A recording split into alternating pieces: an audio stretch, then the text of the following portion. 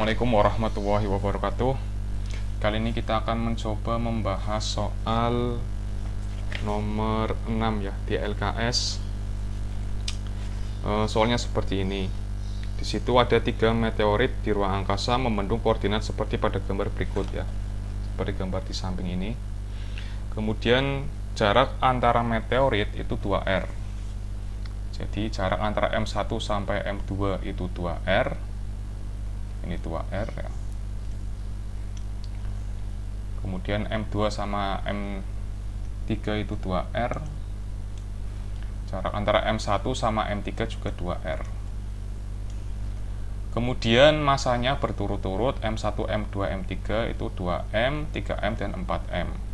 Jika konstanta gravitasi umum sebesar G, gaya gravitasi pada meteorit kedua, oke, di benda ini ya, di meteorit kedua itu bisa dituliskan dalam persamaan seperti apa.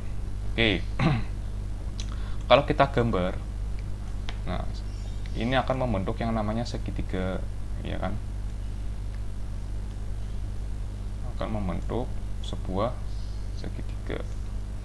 Nah karena sisi ini, sisi itu dan sisi yang bawah itu sama-sama 2R, maka ini adalah segitiga sama sisi ya, segitiga sama sisi.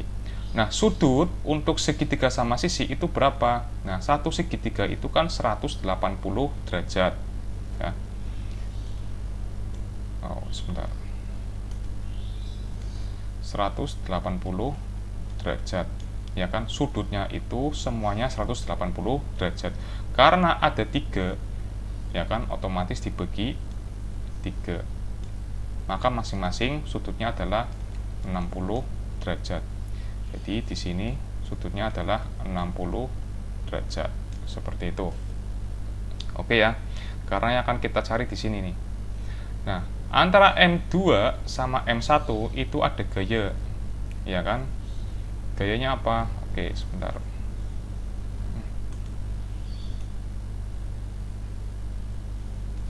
Di sini nih. Di sini ada gaya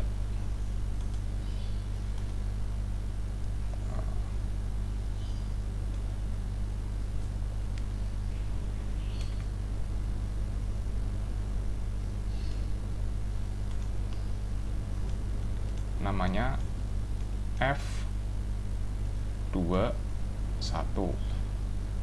ya kan, gaya gravitasi benda 2 karena pengaruh benda 1.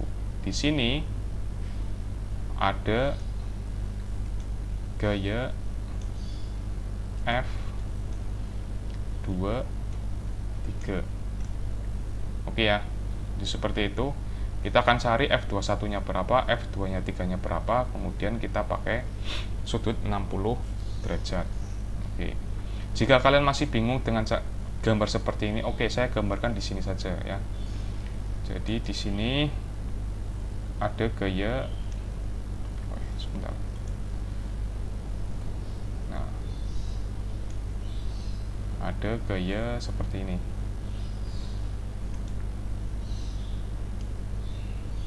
Tadi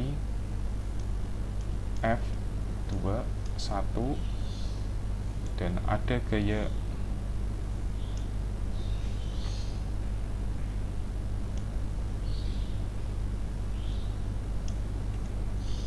F23. Nah, kalian masih ingat untuk caranya seperti ini, untuk gaya yang diapit dengan sudut ya, dengan menggunakan cara jejar genjang. Maka seperti ini mas. Nah kita buat sebuah jejer genjang di mana panjangnya ini itu sama dengan yang ini, kemudian panjangnya yang itu sama dengan yang itu. Nah tinggal nanti kita tarik. Nah inilah nanti resultannya.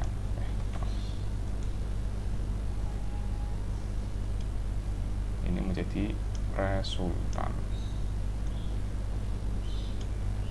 seperti itu ya. Nah kita cari dulu F21 dan F23. Oke, kita cari F21. F21 itu bagaimana? Nah G dikalikan dengan M1 dikalikan dengan M2 dikalikan dengan M1 per R kuadrat. Nah, R-nya ini berarti jarak antara benda 1 dengan benda 2, R21 ya, atau benda 2 dengan benda 1, sama saja. Nah, sekarang kita masukkan nilainya. Ya. G tetap G. Ya kan? M2-nya berarti ini ya, 3M dikalikan dengan M1-nya adalah 2M. Nah, dibagi R-nya, R21, jarak antara benda 2 dengan benda 1 adalah 2R, ya kan? 2R, karena ini bentuknya kuadrat, maka ini dikuadratkan. Sama dengan G, 3M dikalikan 2M, jadi 6M kuadrat, dibagi 2R dikuadratkan, jadi 4R kuadrat. Seperti itu. Ya, ini baru F21. Sekarang untuk F23. F23 itu bagaimana? G dikalikan dengan massa 2 dikalikan dengan massa 3 per R23 kuadrat, sama dengan G-nya tetap G, ya kan? M2-nya tadi 3M dikalikan M3-nya adalah 4M, ini ya, 4M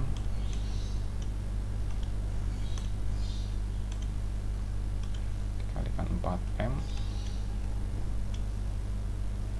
per, sama ya jaraknya, 2R kuadrat, sama dengan G 3 kali 4 12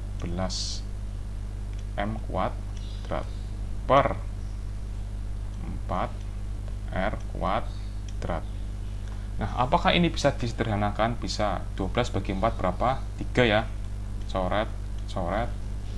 Maka ini sama saja G 3M kuadrat per R kuadrat.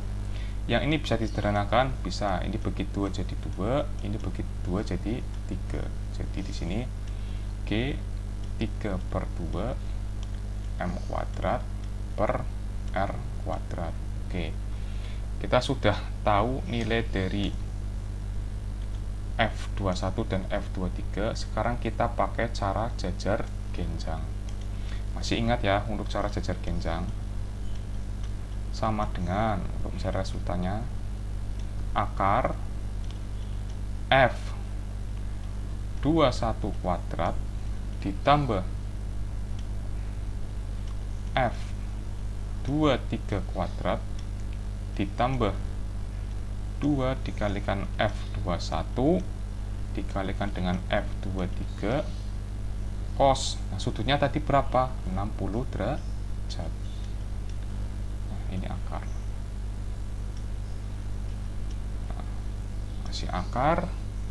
F21 nya berapa? Ini kan G 3 per 2 M kuadrat per R kuadrat, ya. Anggaplah gini aja, M kuadrat per R kuadrat kali G itu adalah F ya. Maka di sini sama dengan 3 per 2 F. Ini jadi 3 F. Oh, masih bingung ya? Jadi begini nih mas, F itu dianggap sebagai G M kuadrat per R kuadrat. Karena ini G 3 per 2 M kuadrat per R kuadrat, ini kan otomatis akan jadi 3 per 2 F. Yang itu akan menjadi 3 F. Jadi biar tidak terlalu banyak ya, ngirit dan tidak bingung. Nah, ini jadi 3 per 2 F. F21 nya itu 3 per 2 F, 3 per 2 F ya, jangan lupa ini kuadrat plus, nah F23 nya adalah 3F, jangan lupa ini juga kuadrat, plus 2 dikalikan 3/2F dikalikan 3F. Nah, cos 60 berapa? Cos 60 itu adalah setengah. Nah, sekarang tinggal bisa dihitung. 3/2F, 3 dikuadratkan jadi 9, 2 dikuadratkan jadi 4, jadi 9/4, di sini F kuadrat, plus 3 dikuadratkan 9, ini F kuadrat, plus, adakah yang bisa dicoret? Ada, ini ya kan, berarti ini tinggal 3 kali 3, 9/2, 9/2, F kali F kuadrat. Nah, kalau sudah seperti ini, itu kan sama saja kita harus menyamakan penyebut, ya kan?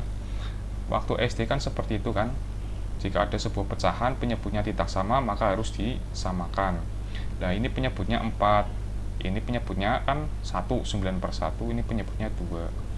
Berarti nanti penyebutnya kita rubah, yang paling gampang kita jadikan 4 ya.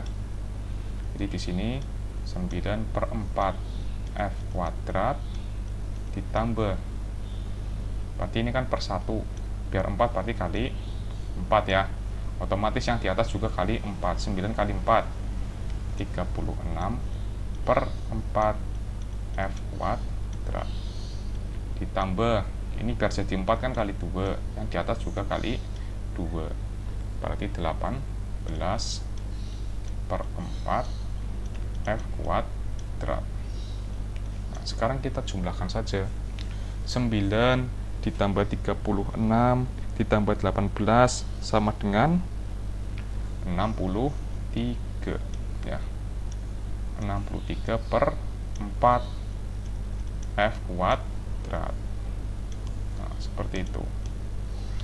Adakah yang bisa dikeluarkan bentuk akarnya? Ada 4, berarti kita keluarkan jadi 1/2, karena begini, akar 4 itu berapa?